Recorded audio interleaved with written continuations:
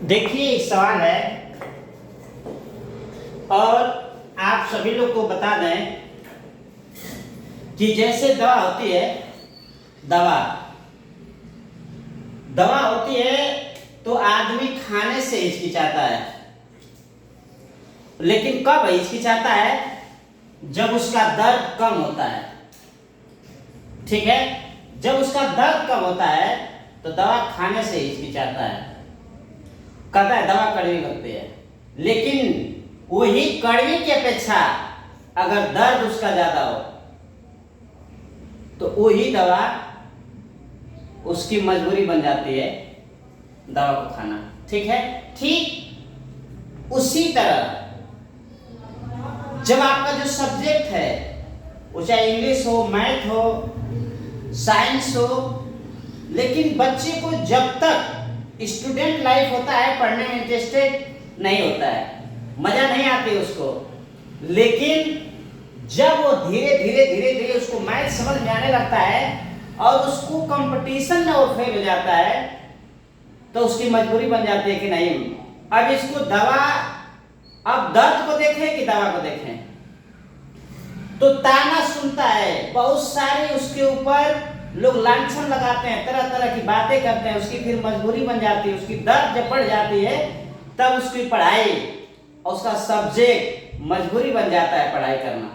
और जब पढ़ाई करता है तो ये एक ना एक दिन फिर अपने सफलता को पा जाता है। ठीक उसी तरह से आप जब भी मैथ हो तो मैथ, बहुत सारे कम बच्चे हैं जो मैथ को कम पढ़ना चाहते हैं, लेकिन नहीं, जब आप अपने बिजनेस को जब थिंकिंग करते हैं, जब बिजनेस को आप नहीं संभाल पाते हैं, तब आपको याद आता है कि नहीं मैथ में अगर पढ़ा होता तो बहुत मजा आती, मैं बहुत अच्छे पोस्ट पे जाता, बहुत अच्छे चीज को मैंने एक्सेप्ट कर लेता।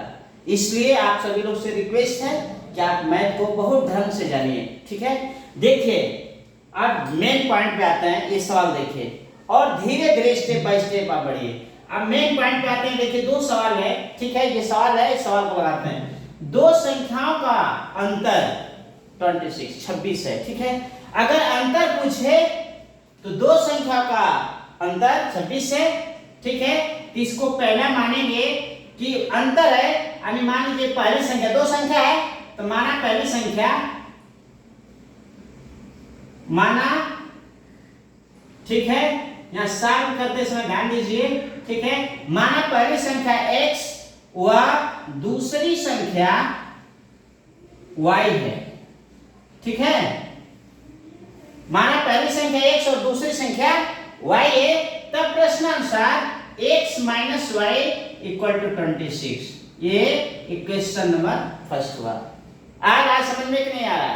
ठीक है, अगर ये योग पूछ देता, दो संख्याओं का योग एडिशन, तो ये x plus y equal to 26 होता, लेकिन यहाँ अंतर पूछ रहा है, डिफरेंस पूछ रहा है, इसलिए x minus y equal to 26 हुआ। ये तो समझ में आ गया, पहले क्वेश्चन बना। और दूसरा पूछ रहा है, और एक संख्या दूसरी संख्या का 3 गुना है। ठीक है, 3 गुना है, तो ये x इक्वल टू 3y। ठीक है, x इक्वल टू 3y, ये दूसरा इक्वेशन बन गया, ये दूसरा समीकरण बन गया। आ रहा है समझ में ना? अब यहां जब x इक्वल टू 3y है तो सीधे लिख दीजिए कि x के स्थान पर, ठीक है, x के स्थान पर 3y रखने पर, ठीक है, विस्थापित कर दीजिए, मान रख दीजिए। ठीक है, तो इस x के स्थान पे लिख सकते हैं कि x के स्थान पर, ठीक है, एक स्थान पर क्या रख सकते हैं? ये 3y। ठीक है, एक स्थान पर 3y रखने पर। ठीक है, अब रखिए, आ रहा है समझ में ना? तो क्या हो जाएगा, देखिए अब क्यों क्वेश्चन मिटा देते हैं। ठीक है, क्वेश्चन को इरेज कर देते हैं। देखिए, जब x के स्थान पे 3y रखेंगे तो क्या आ जाएगा? यहाँ पहले क्वेश्चन में तो आएगा 3y minus y equal to 26, या 3y में से y निकल जाएगा 2y equal to 26, y equal to 26/2 कितना हो जाएगा 13। कितना हो जाएगा 13। अब बताइए ये 13 आ गया, कितना आ गया 13, ठीक है। और जब ये 13 आ गया, ठीक है, तो ये पहली संख्या, ठीक है, तो दूसरी संख्या यहां आ गया ना, ठीक है। ये y के स्थान पे इतना आया, ठीक है, तो x का मान रखे y का, ठीक है, तो x का मान कितना आ जाएगा, ये दूसरे में रख दीजिए, x इक्वल टू 3y या r या अथवा, ठीक है, बराबर करेंगे तो लिख देंगे कि x इक्वल टू, x का मान निकल जाएगा यानी 3 इंटू 13 इक्वल टू 39। x का मान कितना आ गया 39 और y का मान कितना आ गया 13, ठीक है। आ गया कि नहीं आ गया?